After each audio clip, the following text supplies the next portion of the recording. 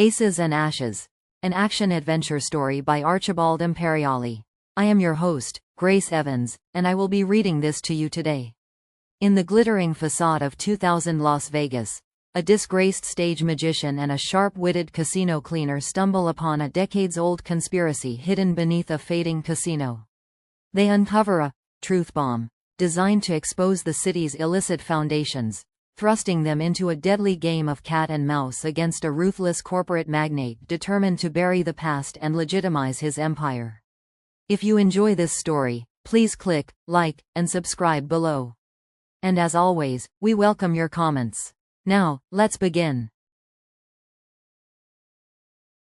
Chapter 1. The Fading Spotlight. The air in the Mirage Room of the Oasis Palace Casino was a stagnant blend of stale cigarette smoke, cheap cologne, and the ghosts of forgotten glory. It was a Tuesday night, which meant a scattering of retirees, a handful of bewildered tourists who'd wandered too far from the main strip, and a lone, rum-soaked businessman occupied the threadbare velvet seats. On a stage barely larger than a king-sized bed, under a single, flickering spotlight that cast more shadows than illumination, stood Ethan Blackwood. He was a man built for grander stages, his frame lean and tall, his hands long and elegant, hands that had once commanded the attention of thousands, not the dozen odd, mostly distracted souls before him. His tuxedo, a relic from a more prosperous era, clung to him with the tired resignation of an old friend who had seen better days, its satin lapels dulled, its cuffs frayed. Ethan's smile, practiced and brittle, didn't quite reach his eyes. Those eyes, a startling shade of ice blue, held a flicker of something haunted, a perpetual echo of the moment his career had imploded, a spectacular illusion gone catastrophically wrong years ago. Now, he was merely the illusionist, a name that felt less like a title and more like a cruel joke in the dim light of the Mirage Room. Tonight, his final trick was the classic key to anywhere, a simple, almost pedestrian bit of close-up magic. He held up a tarnished brass key, its head intricately cast with what looked like a stylized, blooming desert flower.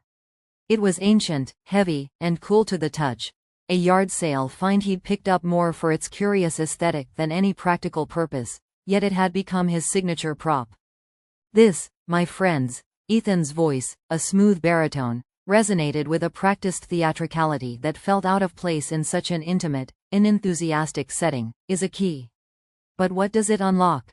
A door? A chest? Or perhaps, a secret? He winked, a movement that felt less charming and more like a tick. He placed the key on his open palm, cupping it gently. The single spotlight, for a fleeting moment, seemed to intensify, catching the brass in a sudden, almost metallic glint. Ethan felt a peculiar sensation then, a faint, almost imperceptible thrum against his skin, like a low-frequency hum vibrating through the antique metal. It wasn't new, he'd felt it before, a subtle resonance whenever he held the key for extended periods, especially when his focus was singular, absorbed entirely in the performance. He'd always dismissed it as phantom sensation, an odd tactile artifact of the prop's weight and age, or perhaps just his own fatigued imagination. But tonight, the thrum was distinct, a faint pulse that seemed to originate from the key itself, sending a strange warmth up his arm. It made the hairs on his forearms prickle. He ignored it, attributing it to the stale air and the lingering dread of another indifferent performance. He closed his fingers around the key, then reopened them, revealing nothing. A ripple of polite, uninspired applause fluttered through the small room. He bowed, retrieved the key from its impossible location, tucked neatly into his inner jacket pocket, a sleight of hand so smooth it was almost invisible, and offered a final, weary smile. "Thank you, ladies and gentlemen," he said, his voice dropping, the theatricality replaced by a quiet fatigue. "Thank you for joining me tonight. Remember, in this city of dreams, the greatest illusions are often the ones we can't see." He exited stage left, the flickering spotlight dying behind him, leaving the Mirage Room in a gloom that felt more honest than the performance. As Ethan retreated to the cramped, cinder-block dressing room that smelled faintly of mildew and forgotten dreams, the antique key felt heavier in his pocket, its unusual warmth persisting against his thigh. He pulled it out, turning it over in his palm. The ornate desert flower seemed to shimmer, as if the brass had absorbed some of the room's fading light. He shook his head. Too many late nights, too much cheap rum. He tossed the key onto a small, chipped vanity table, where it landed with a dull, resonant thud that seemed to echo in the silence of the room. Hours later, as the last vestiges of the Tuesday night crowds dwindled, a different kind of life began to stir within the vast, echoing shell of the Oasis Palace. This was the graveyard shift, the forgotten hours when the glittering facade peeled back to reveal the grime beneath. This was MJ Juarez's time. MJ wasn't just a cleaner, she was an artist of the unseen. Armed with a formidable industrial cart, a rotating arsenal of specialized chemicals, and an eidetic memory for structural schematics, she navigated the labyrinthine corridors of the aging casino. Every scuff, every stubborn stain, every misaligned tile spoke a language she understood. Las Vegas, to her, wasn't just neon and vice. It was a city of steel, concrete, and hidden histories, a city she'd once dreamed of designing, not just scrubbing. Her architectural ambitions, once vibrant, had been crushed under the weight of student loan debt, forcing her into this nocturnal ballet of elbow grease and disinfectant. But even in the monotony, her sharp mind remained active, constantly observing, analyzing, mentally mapping the complex layout of the Oasis Palace, a structure that, to her trained eye, felt like a living, breathing entity undergoing a slow, agonizing decay. Tonight, her assignment took her to the seldom used, almost forgotten, Sands Ballroom, a cavernous space on the lower level, mostly used for storage now, rumored to be undergoing a major renovation, any year now. Dust motes danced like tiny, glittering constellations in the shafts of light slicing through the boarded-up windows, illuminating decades of neglect. The air here was thick, heavy with the scent of aged wood, decaying fabric, and the peculiar mustiness of things long undisturbed. MJ, pragmatic and efficient, donned her mask and gloves, her eyes scanning the room, assessing the task. Her gaze fell upon a stack of discarded banquet chairs, piled haphazardly against a section of wall that seemed off. Not structurally unsound, but somehow newer, or older, than the surrounding plaster. Curiosity, a trait she often stifled in favor of efficiency, tugged at her. She moved a few chairs, revealing a small, unassuming access panel, barely noticeable against the faded floral wallpaper. It wasn't a standard utility hatch. No labels, no obvious hinges, just a faint outline. It looked like it had been deliberately, meticulously blended into the wall. MJ's fingers traced the outline.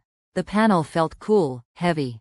With a grunt, she managed to pry it open, revealing not a tangle of pipes or wires, but a narrow, pitch-black cavity. A faint, almost imperceptible draft of cool air wafted out, carrying with it a scent distinct from the ballroom's mustiness. A clean, earthy scent, like stone and damp earth. She retrieved her heavy-duty flashlight from her cart. The beam cut through the darkness, illuminating a tight, vertical shaft, too narrow for a person to descend, leading down into what looked like an unfinished or disused basement level. It wasn't on any of the standard blueprints she'd memorized for the casino. Her gaze shifted. Tucked into a small, dusty alcove within the shaft, half obscured by cobwebs, was a rolled-up cylinder of what looked like old parchment or blueprint paper. Her heart gave an unexpected jolt. Her architectural instinct, dormant for too long, flared to life. Carefully, she reached in, her gloved fingers brushing against the brittle edges of the roll. She pulled it free. It was heavy, thicker than modern blueprints, and crackled with age. Laying it flat on the dusty floor, she unrolled it gently, careful not to tear the fragile paper. The light from her flashlight revealed intricate, hand-drawn lines, far more detailed and precise than any construction plans she'd ever encountered. It wasn't a single blueprint, but a series of interconnected schematics, depicting not just the Oasis Palace, but a vast network extending beneath it. There were tunnels, vaults, and chambers, all meticulously labeled with strange, archaic symbols and elegant, looping script she couldn't immediately decipher. The paper itself felt odd, almost like parchment, bearing a watermark of a blooming desert flower, the same stylized bloom she'd seen on old Las Vegas postcards, but here, it felt different, imbued with a strange significance. Her eidetic memory, a blessing and a curse, devoured the details. This wasn't just a hidden passage, it was an entire subterranean city. And what struck her most profoundly were the sections marked with a peculiar, ornate key symbol, almost identical to the design of an old key her grandfather had once kept hidden in a dusty box, a key he'd always claimed held a family secret. She traced the lines with her finger, following the labyrinthine pathways. Some sections were marked, Desert Bloom Project, a name that held no immediate meaning, yet resonated with an unsettling whisper of something grand and meticulously concealed. The scale was immense, stretching far beyond the casino's known boundaries. Her mind raced, connecting the dots. The architectural style, the hidden nature of the passages, the specific symbols, none of it aligned with typical casino construction or even the known history of the Oasis Palace.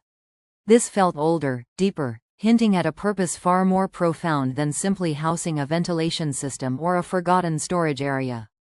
A shiver, unrelated to the cool draft from the shaft, ran down her spine. The casino, a place she thought she knew intimately, suddenly felt alien, imbued with a secret life beneath its polished floors. These weren't mere blueprints, they were a roadmap to a hidden past, a shadow city beneath the city of light.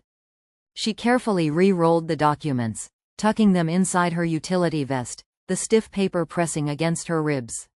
The hum of the industrial floor buffer, a sound that usually lulled her into a meditative state, now seemed distant, background noise to the frantic pounding of her own heart. The Oasis Palace, shimmering in the pre-dawn light, felt different now, no longer just a fading monument to excess, but a silent sentinel guarding a secret. And in a forgotten dressing room just floors above, the antique brass key lay dormant on a chipped vanity, its subtle, persistent thrum a silent echo of the hidden passages beneath, waiting for the right moment, and the right hands, to stir the buried truths of Las Vegas to life. A deeper mystery, a hidden pulse, had begun to beat beneath the glittering facade of the city, unseen by the casual observer, but now, thanks to two disparate souls, on the verge of being revealed. The spotlight was fading, but the shadows were just beginning to dance.